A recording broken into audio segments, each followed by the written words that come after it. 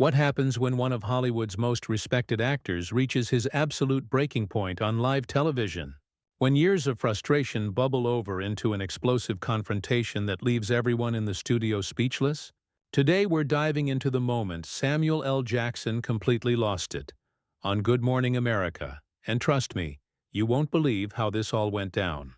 Make sure you subscribe and drop a comment below because this story gets absolutely wild. The morning started like any other at the Good Morning America studio in Times Square. Samuel L. Jackson was scheduled for what should have been a routine promotional interview for his latest film. The legendary actor, known for his commanding presence and no-nonsense attitude, settled into the iconic interview chair across from Michael Strahan. The cameras rolled. The red light signaled they were live, and what happened next would become one of the most shocking moments in morning television history. Michael Strahan, with his trademark smile, began the interview in his usual upbeat manner. "Samuel, great to have you back on Good Morning America. Your new film is generating quite a buzz, but before we get into that, I want to ask you about some comments you made last week regarding diversity in Hollywood." Jackson's expression immediately shifted. His jaw tightened slightly and there was a noticeable pause before he responded. "Which comments specifically are you referring to, Michael?" "Well, you mentioned that despite all the talk about progress, you feel like Hollywood is still playing games when it comes to real representation. Some people took that as you being overly critical of an industry that has given you tremendous success." The tension in the room was palpable. Jackson leaned forward in his chair, his voice taking on that familiar edge that moviegoers know all too well. "Overly critical? Michael, let me ask you something. How long have you been in television?" Strahan seemed caught off guard by the question. "Well, I've been with Good Morning America for about 8 years now, but I've been in broadcasting for quite a while." 8 years, Jackson repeated, nodding slowly. "And in those 8 years, how many times have you been asked to tone down your opinions about issues that matter to you? How many times have you been told that speaking your truth might hurt your career?" "Samuel, I think we might be getting a little off track here," Strahan attempted to redirect, but Jackson was just getting started. "No, we're right on track. See, this is exactly what I'm talking about. The moment I mention the word diversity, suddenly I'm being overly critical.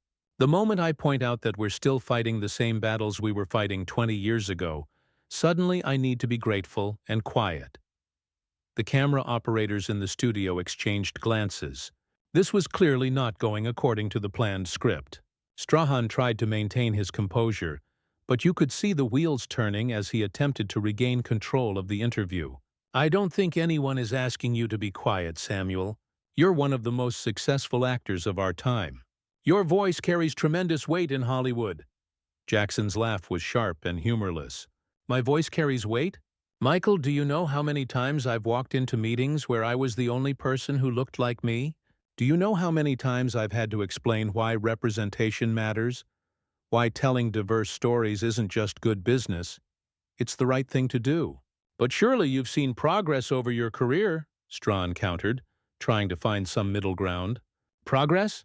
Jackson's voice rose slightly and you could feel the energy in the studio shift.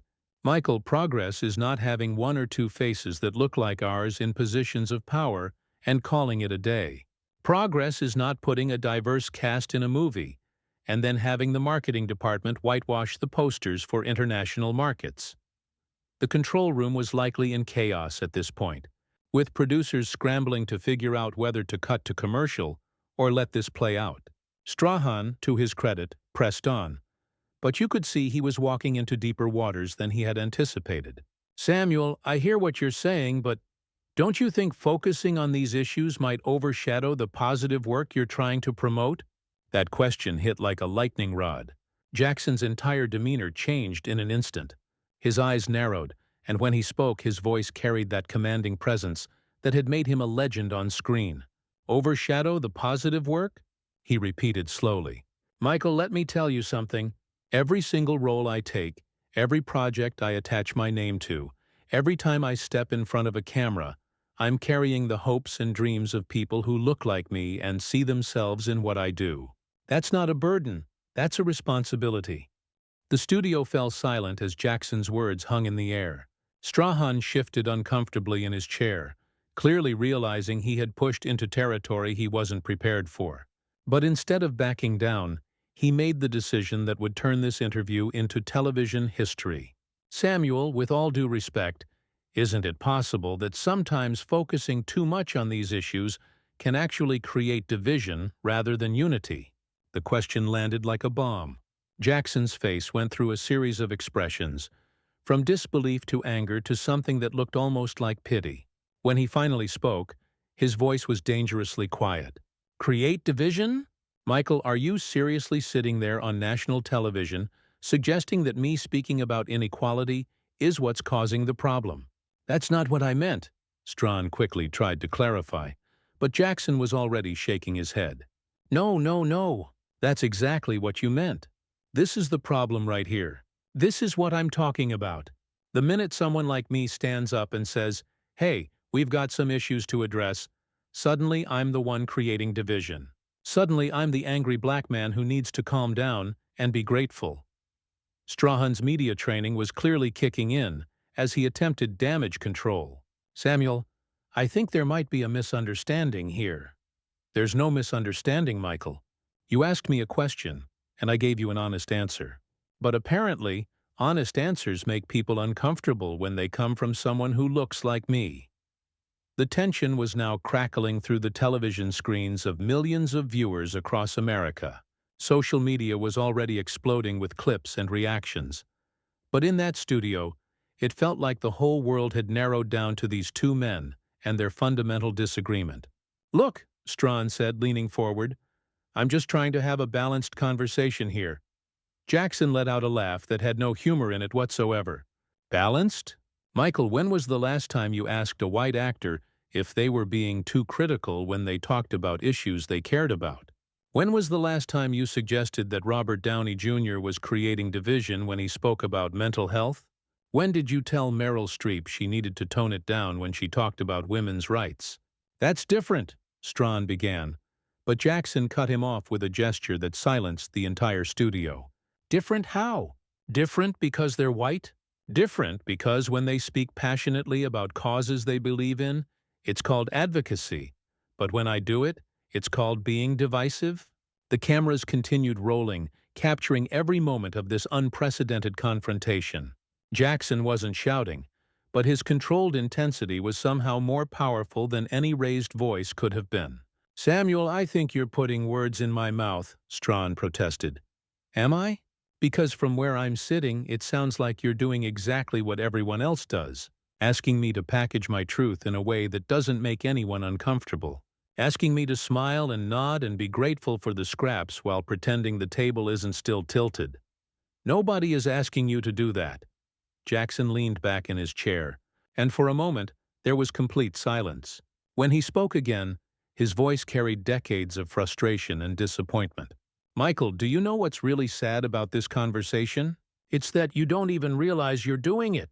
You think you're being fair and balanced, but what you're actually doing is perpetuating the exact same system I'm trying to change. Strahan looked genuinely confused now. I'm not following. Of course you're not, because you've never had to follow. You've never had to navigate these conversations while wondering if speaking your truth is going to cost you the next job. You've never had to smile and be diplomatic while people question whether you deserve to be in the room. Samuel, I think that's unfair. I've faced my own challenges. Have you? Have you really? Because right now, in this moment, you're sitting across from one of the most successful actors in Hollywood history, and instead of asking me about my craft, my process, my art, you're questioning whether I have the right to speak about issues that affect my community. The accusation hit Strahan like a physical blow. You could see him processing Jackson's words, and for the first time in the interview, he looked genuinely rattled. The seasoned television host, known for his ability to handle any situation with charm and professionalism, was clearly out of his depth. Samuel, that's not fair. I ask tough questions to all my guests. It's my job. Jackson's response was immediate and devastating. Your job? Michael? Your job is to make people feel comfortable, so they'll keep watching. My job is to tell the truth, even when it makes people uncomfortable. We are not the same. I resent that implication, Strahan shot back. and for the first time, you could hear real defensiveness in his voice. "You resent it? You resent it?" Jackson's voice finally began to rise, and the legendary actor's famous intensity was now on full display. "I've been sitting here for 10 minutes while you've basically told me that speaking about inequality is divisive, that advocating for my community creates problems, and that I should be more grateful for my success. And you resent my implication that you're not doing your job properly?" The studio was completely silent except for the hum of the cameras. Even the crew members had stopped moving, transfixed by what was unfolding before them. "Samuel, I never said you should be more grateful." Strahan tried to defend himself. "You didn't have to say it. It's been hanging over this entire conversation like a cloud. The subtext of every question you've asked is, why can't you just be happy with what you have? Why do you have to keep stirring the pot? Why can't you be like the safe, non-threatening version of success that makes everyone comfortable?" Jackson stood up from his chair, and the action sent a ripple of tension through the entire studio. He wasn't walking away, but the gesture was unmistakable. This was a man who had reached his absolute limit. "You know what the real problem is, Michael? The real problem is that people like you think that because you're sitting in that chair, because you're asking the questions, you somehow get to determine what's acceptable for people like me to feel passionate about." Strahan remained seated, but you could see him struggling to regain control of the situation. "Samuel, please sit down. Let's have a rational conversation about this." "Rational?" Jackson's laugh was sharp and bitter. "There's nothing irrational about what I'm saying. What's irrational is a system that expects me to be grateful for the opportunity to be questioned about whether I have the right to speak my mind. Nobody is questioning your right to speak your mind, aren't you? Because that's exactly what you've been doing for the last 15 minutes. You've questioned my tone, my approach, my focus, and my impact. You've suggested that my advocacy creates division. You've implied that I should be more diplomatic. If that's not questioning my right to speak my mind, then what is it?" The cameras captured every moment of Jackson's controlled fury. This wasn't a tantrum or an emotional outburst. This was a masterclass in righteous anger, delivered with the precision and power that had made Jackson one of the most compelling actors of his generation. Strahan made one more attempt to salvage the interview. "Samuel, I think we've gotten off on the wrong foot here.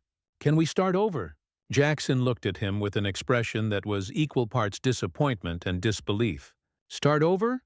Michael, you can't unsay what you've already said. You can't unask the questions you've already asked. You can't pretend that the last 20 minutes didn't happen. So what do you want me to do?" "I want you to understand that this conversation, right here, right now, is exactly why these issues matter. This is exactly why I can't just smile and talk about my movies and pretend everything is fine." Jackson moved closer to Strahan, and his voice dropped to that dangerous whisper that every movie fan recognized. "You want to know what creates division, Michael? It's not people like me speaking truth to power. It's people in positions of influence who think they can tone police how we express our frustration with a system that still sees us as problems to be managed rather than voices to be heard." The studio was so quiet you could hear a pin drop. Millions of viewers were watching this unfold in real time, witnessing something that had never happened before on morning television. Strahan sat frozen in his chair, clearly realizing that this interview had spiraled completely beyond his control. The veteran host, who had navigated countless challenging conversations throughout his career, looked genuinely shaken by Jackson's unrelenting intensity. "Samuel," he began weakly, "I never intended for this conversation to go in this direction." Jackson's response was swift and merciless. "Intentions don't matter, Michael. Impact does. And the impact of this conversation is that you've demonstrated exactly the kind of thinking that keeps these problems alive." "I was just trying to present different perspectives," Strahan offered, his voice lacking its usual confidence. "Different perspectives?" Jackson's eyebrows shot up. "Whose perspective were you presenting, Michael? Because it certainly wasn't the perspective of someone who understands what it's like to be questioned every time you speak truth about your own experience." The silence stretched between them, heavy with years of unspoken frustration finally brought to light. Jackson remained standing, towering over the interview setup, his presence commanding the entire studio. "You know what's going to happen after this interview airs?" Jackson asked, his voice now calm but still carrying that dangerous edge. "People are going to say I was angry. They're going to say I overreacted. They're going to say I was unprofessional." Strahan shifted uncomfortably, perhaps realizing the truth in those words. "And you know what's not going to happen? Nobody is going to ask why you thought it was appropriate to question my right to advocate for my community. Nobody is going to examine the assumptions behind your questions. Nobody is going to talk about how this entire conversation started because you couldn't just let me promote my film without challenging my commitment to social justice." Jackson moved back toward his chair, but remained standing, his hands resting on the back of it. "This is the reality, Michael. When people like me speak passionately about issues that matter, we're labeled as angry or divisive. When people like you question our passion, that's called journalism." "Samuel, I'm sorry if I've upset you," Strahan said, and there was genuine regret in his voice. "I'm not upset, Michael.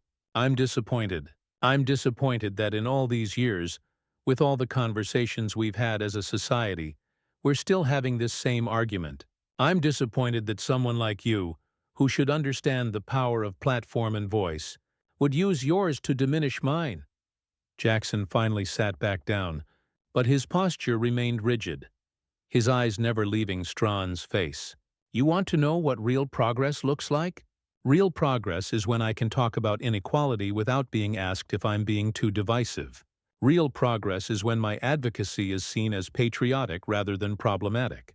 Real progress is when the default isn't to question whether I have the right to be passionate about injustice." Strahan nodded slowly, perhaps finally beginning to understand the magnitude of what had just transpired. "I think I owe you an apology." "You don't owe me anything, Michael. But you owe it to yourself and to everyone watching to understand that this conversation we just had, this is the work. This uncomfortable, difficult, necessary conversation is exactly what needs to happen if anything is ever going to change." Jackson leaned forward slightly, his voice taking on a tone of weary wisdom. "I've been in this industry for over 30 years. I've seen changes, yes, but I've also seen how quickly people get comfortable and stop pushing. I've seen how easy it is to mistake visibility for equality, representation for power, progress for arrival. What would you want people to take away from this conversation?" Strahan asked, and for the first time in the interview, the question felt genuine rather than confrontational. "I want people to understand that speaking truth isn't divisive. Ignoring truth is what creates division. I want people to recognize that when someone who has succeeded in spite of a broken system points out that the system is still broken, that's not ingratitude. That's responsibility." Jackson stood up one final time, and this time it was clear the interview was over. "And I want people to understand that my success doesn't silence my conscience. It amplifies my obligation to use my voice for those who don't have one."